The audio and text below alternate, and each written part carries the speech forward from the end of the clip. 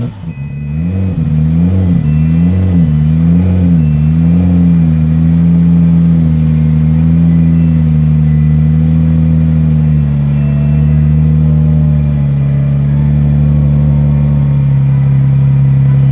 to another episode of The Sound of Speed. If this is your first time on the channel, my name is Garrett. We do a lot of car stuff, a lot of sort of racing or building or modifications, etc. A lot is related to my 911 Turbo behind me. Stay tuned. We're going to give you a little bit of information about how to manage your car in the wintertime. As you can see, it's a bit cold. Hopefully you enjoy. If you do, hit the like button, hit the subscribe button for more, and let's learn some stuff. Today we're going to do something a little bit different. We're going to talk about a little bit of a public service announcement. As you can see behind me, it is certainly not summer. Winter is upon us. We've got this mix of rain and snow and just gross stuff around. So what I'm going to talk to you about today is why I think you should always warm up your car during the wintertime. And when I talk about wintertime, let me just first say that I'm not talking about when you're in San Diego and it's a low of 65. I'm talking about true winter like we have here in Utah. So for the last couple of days, it's been right around lows in the 20s here in Utah.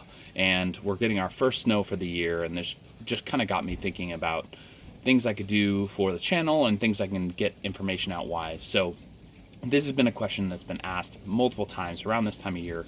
This is something that a lot of people talk about and want to know whether or not they should warm up their car during the wintertime. So here I am to tell you that you should always warm up your car in the winter. Now, what I mean by that, a lot of people talk about like, oh, there's multiple weight oils, and you know, your car cold versus your car warm. It's all the same, right? I think when you're talking sub-zero, sub-freezing temperatures, you always need to get a little bit of warmth in the engine before you drive it. I'm not saying necessarily that you should, warm up your car for 20 minutes in the driveway before you drive it. That's a little unnecessary. I do care about the polar bears. I think it's important to watch out for the environment. A lot of times when you're idling, it's just sort of wasted emissions. But when it's super cold, when it's sub-freezing, the oil just doesn't move around in your engine as well as it should. So I think you should do maybe 1 to 2 minutes of warm up, just to let things kind of get circulating, let the oils get circulating, let things warm up a little bit. There's different types of metals in your engine are going to expand at different rates. So depending on the type of car, you may have, cast iron, you may have steel, you may have aluminum in your engine, and those all sort of expand at different rates and can cause some issues with sealing. I'll focus a little bit on oil first. So like I said, people mention, oh, there's multi-weight oils, so they all flow at the same sort of rate. This is true in theory, but what I've seen in my car personally is that it's not always the case. So I'm going to overlay a clip here of when I warmed up the car to move it out of the garage. But essentially you'll see that when the car is first started up, the oil pressure is super high. So the gauge only shows 0 to 5 bar of oil pressure. So remember, 1 bar of oil pressure is 1 bar of pressure is 14.7 psi. So if you're at 5 bar of pressure, that's anywhere from 70, 80-ish pressure. I don't have the math on me. I'll put it up here. So you've got a fair amount of pressure in the engine. And now, midway through, a couple minutes into the idle, you can see that it drops to roughly 3 bar or so of idling oil pressure. And then once it's fully warmed up, it gets closer to 2 bar. The reason this is important is because that oil is thick. It's the viscosity that's trying to move around. So it's kind of like sucking a really thick milkshake through a straw.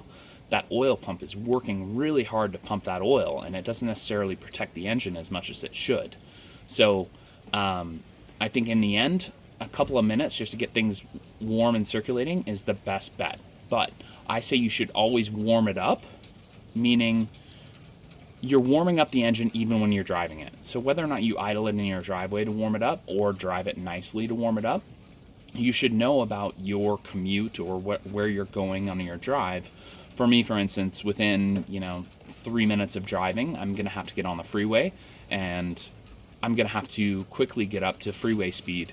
And that acceleration, that load on the engine is not really good. And so load is always going to increase oil pressure on the engine. But when it's cold, that's even exponential, right? So oil pressure, I think some of the things people think about is more about the internals of the engine and kind of what that affects in terms of the pressure. But for me, I look at it as like little things like oil leaks or bursting oil lines. Those sorts of things are what's going to happen when you put heavy load on an engine with cold oil. Now, that being said, there are a ton of other fluids in your engine. There's gasoline, there's coolant, there's power steering fluid, there's automatic transmission fluid, and those are all things that don't get warmed up necessarily by the engine itself. Those are things that warm up sort of through the course of driving, through the course of turning, whatever it may be. And so oftentimes those are not multi-weight oils, meaning they don't adjust their viscosity based upon the temperature of the engine or the temperature that they're running at. And so as you warm up those fluids, it's best just to be nice to your car. Be nice to it, accelerate easily, don't go up like a high hill with heavy load on the engine and a low gear. I mean, these are all the things that you benefit from warming up your car. So I'm not necessarily saying, as I said, I'm not saying warm up your car for 20 minutes in the driveway. I think that's excessive. I think 1 to 2 minutes is probably adequate to get things at least a little warmed up, or to what would be like summer ambient types of temperatures. Beyond that, start driving, but drive it gently. Don't get on the car, don't rag it, especially if you have a turbo car. The turbos like oil, they don't like a ton of load. So be nice to the car until it's up to sort of warm temperatures. Now, the other thing I will say is I'm purely talking about like legit winter. I mean, it's snowing behind me.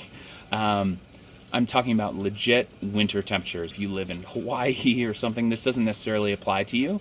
And I'm jealous. Good for you that you don't have to deal with this. Right now, I moved my poor car out of the garage. It's not very happy. It doesn't like these temperatures. Doesn't like to run. And that's about all the movement I can get out of it when it's winter, and this is all I've got to do.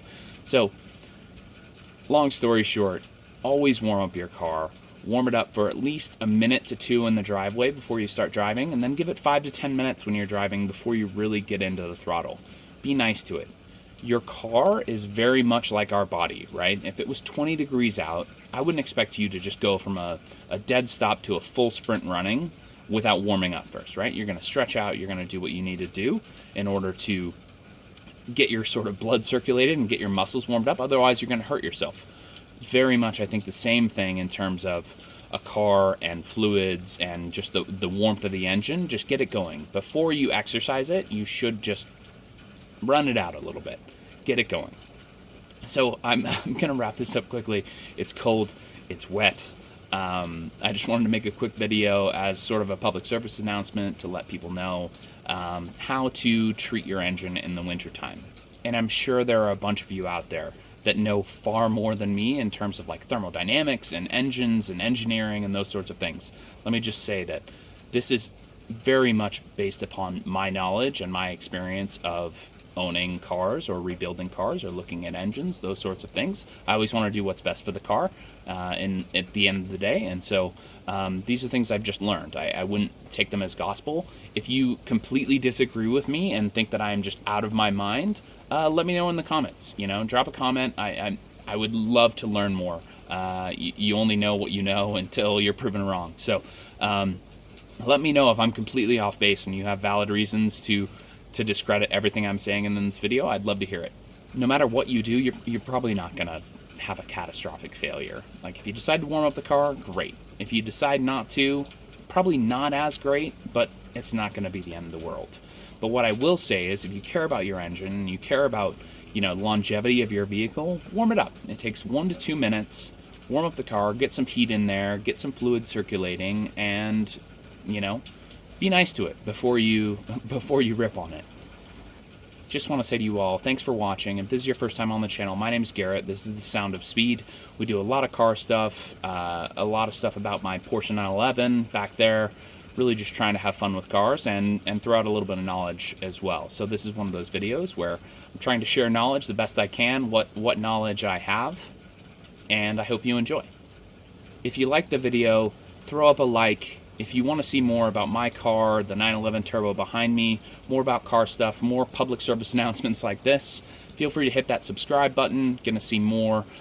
Hit the little bell next to it, and that's a little icon shaped like a bell that will let you know whenever I upload a new video. My name's Garrett with The Sound of Speed. Thanks for watching, and enjoy your winter.